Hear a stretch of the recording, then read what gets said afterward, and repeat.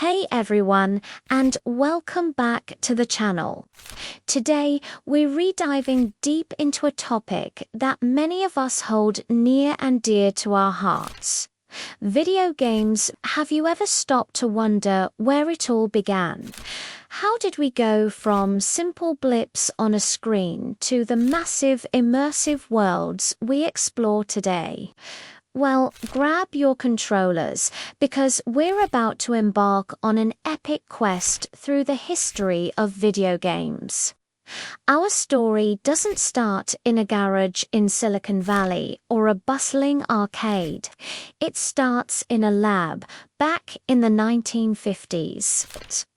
While most people think of Pong as the first video game, academics and scientists were experimenting with electronic games even earlier. One of the very first examples was a game called Tennis for Two, created in 1958 by a physicist named William Higginbotham for a public exhibition. It was played on an oscilloscope, a device that displays electrical signals, and it was a huge hit with visitors. It was a simple side-on view of a tennis court with a net, and players used a small controller to hit a ball back and forth. It was primitive, but it planted a seed. The idea that you could interact with an image on a screen was born. Fast forward to the 1960s and the rise of mainframe computers, especially in universities.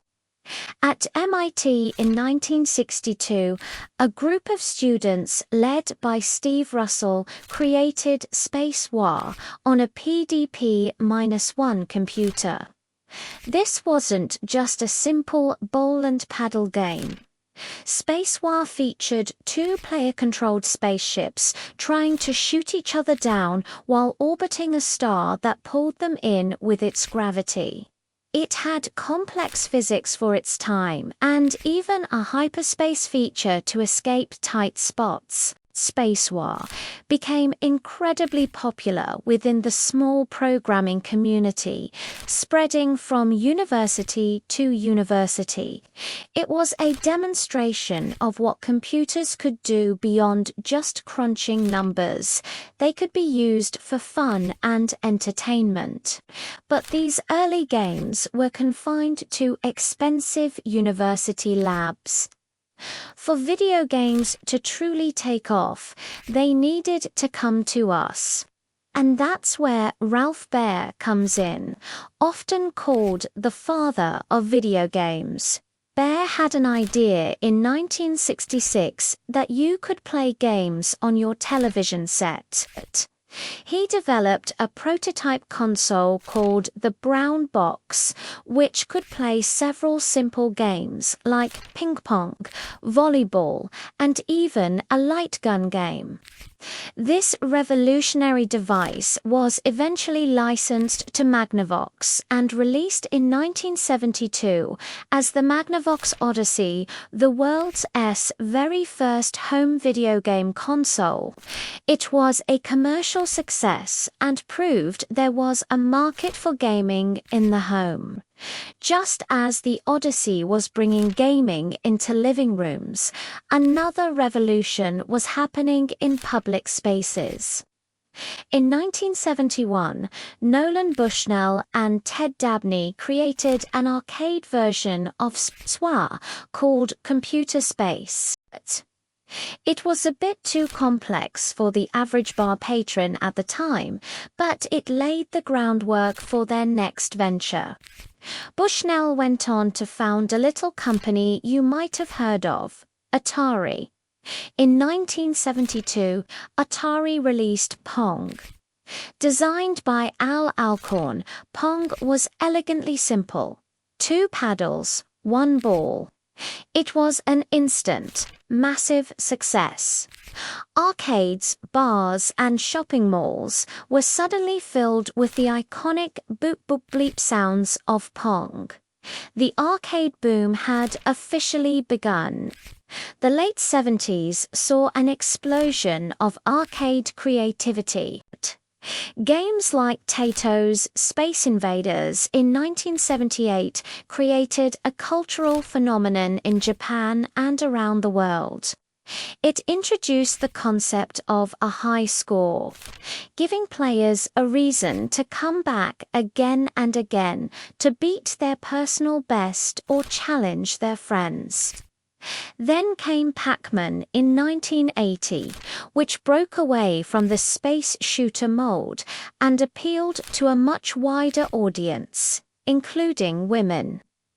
Pac-Man became an icon, with merchandise, a cartoon show, and even a hit song.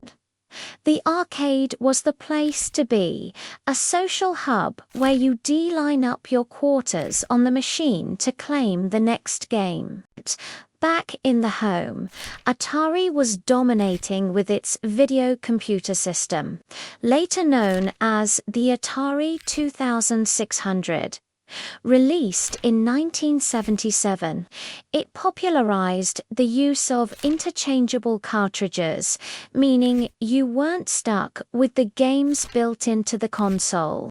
You could buy new games like Adventure, which created one of the first action-adventure worlds, or the home port of Space Invaders.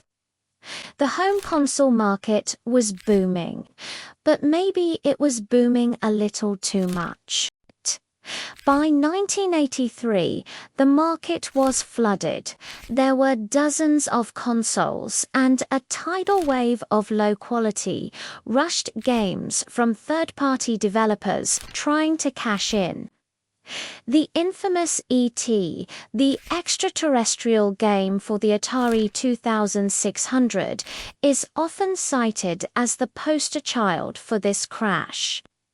It was so poorly received that millions of unsold cartridges were famously buried in a New Mexico landfill.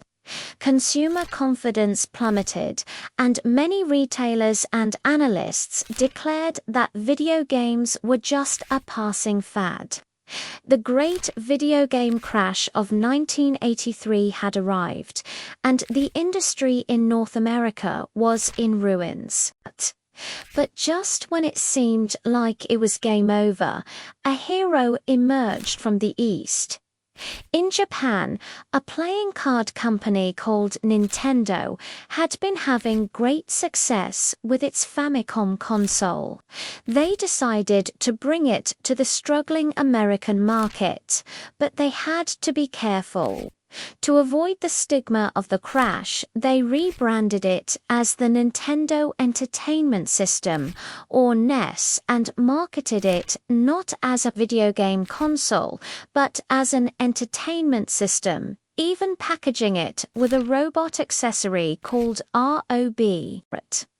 They also implemented a seal of quality to ensure that games released on their platform met a certain standard, preventing the flood of bad games that killed Atari. Released in North America in 1985, the NES was a phenomenon. Bundled with Super Mario Bros., it single-handedly revived the home video game industry. Shigeru Miyamoto's masterpiece, Super Mario Bros., redefined platforming games with its tight controls, imaginative level design, and secrets to discover. It wasn't just a game. It was a grand adventure that captured the imaginations of millions.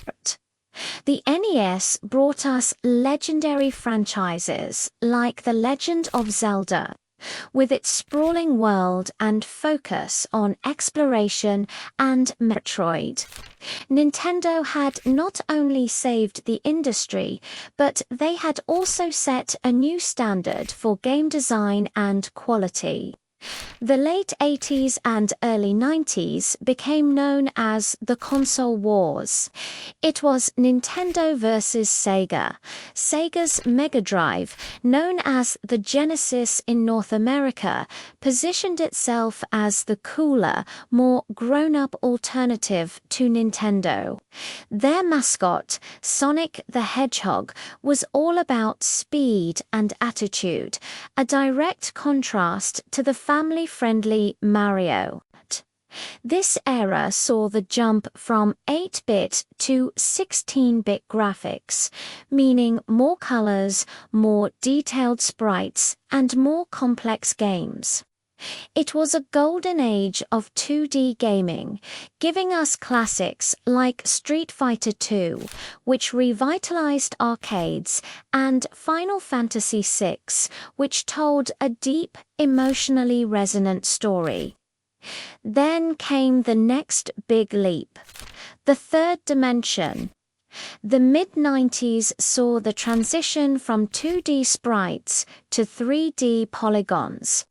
The Sony PlayStation, released in 1994, became the dominant force of this generation thanks to its use of CDs, which could hold vast amounts of data compared to cartridges.